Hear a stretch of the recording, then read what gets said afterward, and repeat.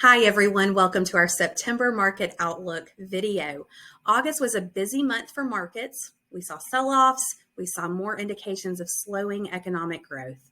I'm Valerie Leonard, founder of EverThrive Financial Group, and I wanted to make sure that you knew what was going on with the economy and the markets. And so I'm here today to help you understand what you as an investor should consider to help protect and grow your money.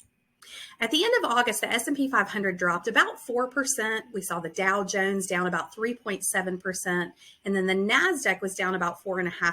So this really was a tale of two Augusts. We saw a rally at the beginning of the month. That was followed by a decline. And as you can see here in this chart, markets were pretty volatile overall. So what happened? Why did the month end down? The sell-off was primarily a result of news from the Fed in the month of August. So Federal Reserve Chairman Jerome Powell, he's shown here, he announced that the central bank planned to keep short-term interest rates higher for longer in order to help combat inflation. And since rising interest rates typically hurt stock market valuations, a lot of times this can lead to slower economic growth. Now, the Fed continued to reiterate that as long as inflation remains above its target rate, they are going to follow their aggressive policy of quantitative tightening. That's just a fancy word of saying that you can expect interest rates to continue to rise, and the Fed is going to remain focused on reducing its balance sheet. So they're sucking liquidity out of the system. So what does that mean for you as an investor, and what can you do to navigate these changing market conditions? Well, there's a few things that investors can do. Remember that sell-offs can mean upside, including the opportunity to buy low, depending on your investment time frame. Now, you already know some of the investment basics. We've talked about them in previous videos, like staying diversified, having a long-term view, and this is really where you can see those basics work. At EverThrive, we always have a plan to adjust our clients' investments within their risk tolerance anytime there's a market surprise, and this is one of the benefits of having an actively managed portfolio.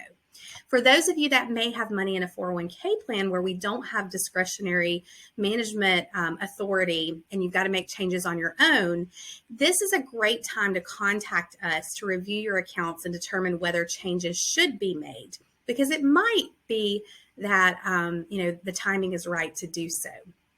Another big change from earlier this year is the pace of home sales. You can see here that home sales have dipped from around 6.5 million, this is existing home sales, in January to 4.8 million in July. So keep in mind that some of the slowdown was expected because we saw the pandemic created this flight to the suburbs, and that reactionary demand has tapered off. But since housing demand is an important economic indicator, we're going to continue to keep an eye on this. Thankfully, demographics still remain strong in this country, and we expect that housing demand will continue at least for the next few years, but this is an important indicator to watch. In August, there were 315,000 jobs added to the economy, and we also saw average hourly earnings were up slightly. Basically, hiring remains strong, which is a good sign, but we still know that households are getting squeezed by inflation. So it's going to be really important to watch employment in the future, but I want you to keep in mind that this is a late cycle indicator. We often don't see employment decline until we're already in a recession. And this can be attributable to the fact that companies don't often lay off workers until their bottom line has already been negatively impacted. So we'll watch this one closely. We aren't out of the recession woods yet, so we're going to continue to stay vigilant when it comes to watching volatility. Now, from last month to this month, there were economic and market surprises, and we know there could be more unexpected news this fall. So we'll also be watching some contradictory and concerning data that we saw in the month of August, and we're already starting to see into September, such as waning small business, CEO, and consumer confidence. These are all really important things to watch. We've seen businesses reduce their spending, lower manufacturing activity. Of course, I've already mentioned home sales that are slowing, and then also a spike in credit card debt taken on by U.S. consumers. This at a time when interest rates are also rising.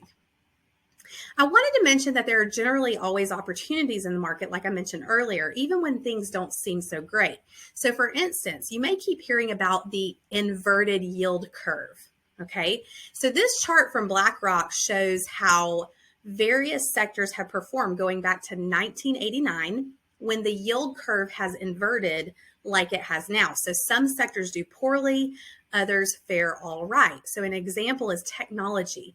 Typically, when the yield curve is inverted, it's down about 13.5%, whereas consumer staples up 12%, industrials and healthcare up around 6%, utilities up about 12%. So there's still potential opportunities out there, even despite the conditions that we're in right now.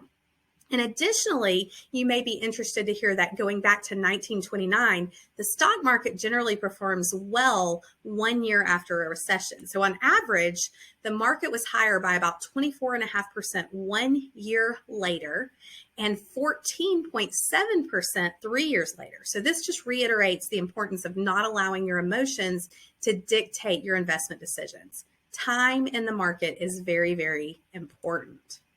As we head into the fall months, we'll make sure to keep you informed. If you'll click the subscribe button on our EverThrive YouTube channel, you'll be notified as soon as we post an update.